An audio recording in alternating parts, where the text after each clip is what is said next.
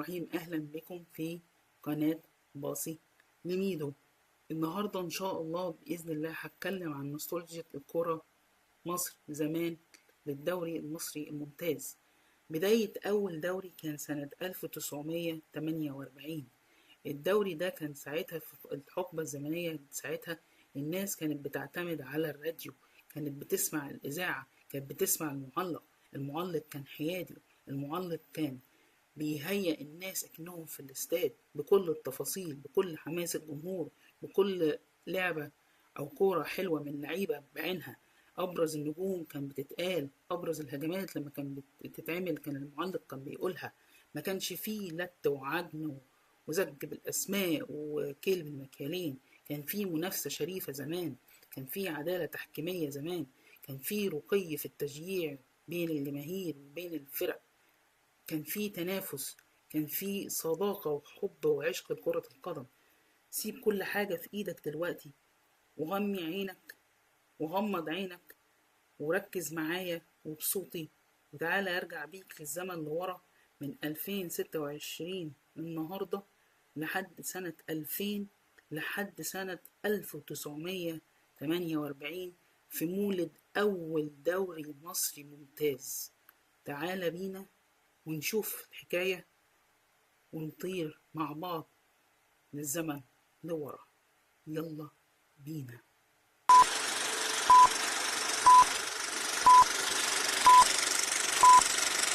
اصحى فوق دلوقتي، انت في سنة 1948. ما تقلقش، ما تخافش، ما تتخضش. بص يمينك وشمالك وفوقك وتحتك، انت في احسن حقبة زمنية للكرة المصرية. انت في حدث كبير النهاردة. شوف على يمينك على الكومودينو هتلاقي فيه جورنان. امسك الجورنان ده وافتحه واقرأ اول عنوان حصري على الجورنان. هتلاقي مكتوب فيه مباراة نادي فاروق ضد النادي المصري البورسعيدي على مسرح البالون سنة 1948 22 أكتوبر. نرحب بكم. ده كان عنوان ان الناس عندها الشغف وتروح للاحتفالية والحدث الكبير ده في الوقت ده. انا بقولك جهز نفسك، اغسل وشك، فوق، روح على الدولاب بتاعك، هتلاقي فيه بدلة، البس البدلة وما تنساش قبل ما تنزل في طربوش البسه على دماغك. ده كان الزي الرسمي ساعتها للناس. هتنزل هتشم هوا نقي، سما صافية، شمس دافية، الناس حابة بعض، الناس لابسة زيك. هتلاقي العيال الصغيرة بيلعبوا قدامك كورة، بس مش كورة كفر، كورة شراب. انت متحمس وعايز تشوف الدنيا ايه اللي موجود وايه اللي انا شايفه ده. رحت لقيت مجموعة من الناس ماشية قدامك رايحين بأعلام ورايحين يشجعوا.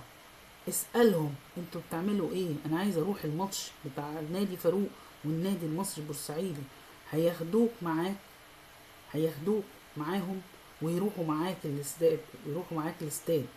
دلوقتي انت لقيت حواليك 4000 متفرج في الاستاد في مسرح البالون. مستغرب مندهش، ايه الناس الرقي ده، ايه الرقي في التشجيع، ناس متحمسة. طب انا عايز اسمع، انا عايز اشوف المعلق بيقول ايه.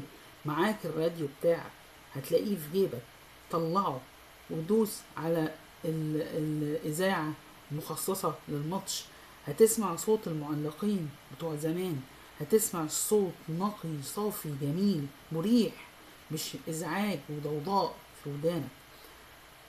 بصيت في الملعب لاقي النجيلة طبيعية، لاقي النجيلة ممتازة جودة عالية، الاستاد معمول بصورة احترافية، الاستاد مريح الناس. هتلاقي بياعين بيبيعوا ليك سندوتشات، هتلاقي بياعين بيبيعوا ليك سجاير، هتلاقي بياعين بيبيعوا حاجات تاكلها في وسط الماتش وانت سامع الاجواء دي ومستعد تشوف الحدث العظيم ده.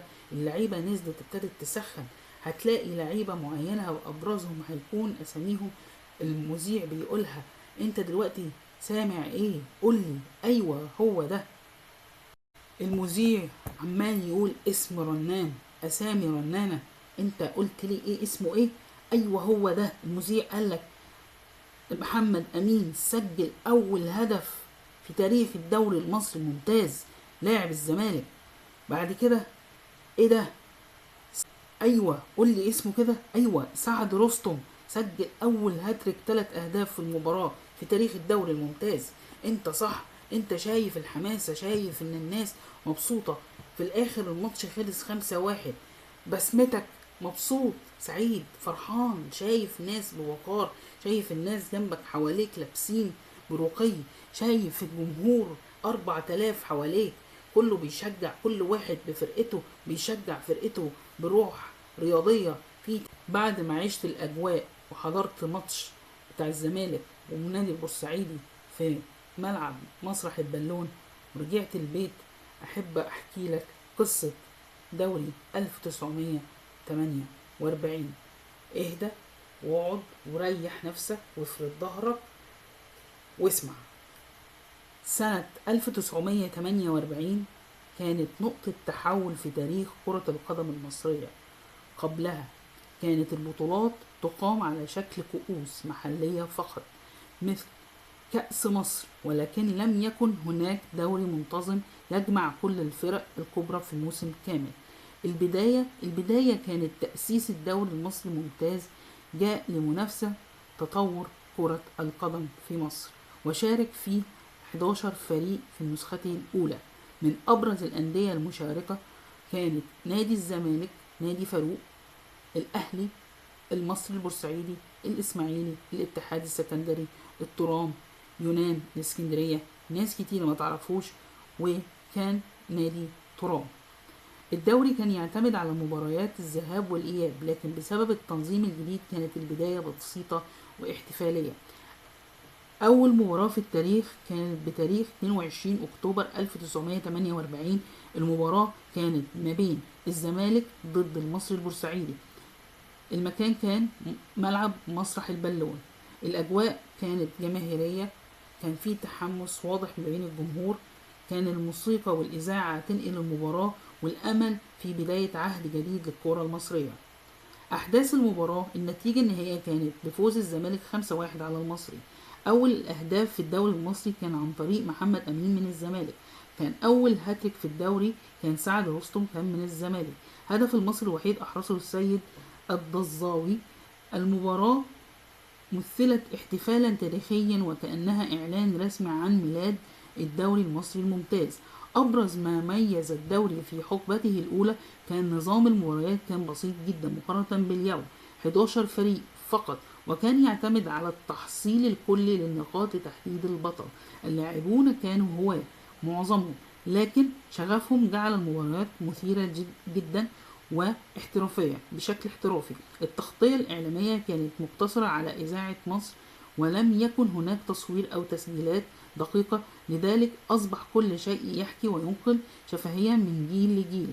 نهاية الموسم الزمالك والأهلي كان الأبرز، لكن البطولة شهدت منافسة حامية ومهدت الطريق لما أصبح لاحقا أكبر دوري في المنطقة العربية. أبطال هذا الدوري أصبحوا أيقونات كرة القدم المصرية مثل محمد أمين، سعد رستم، عبد الكريم صقر.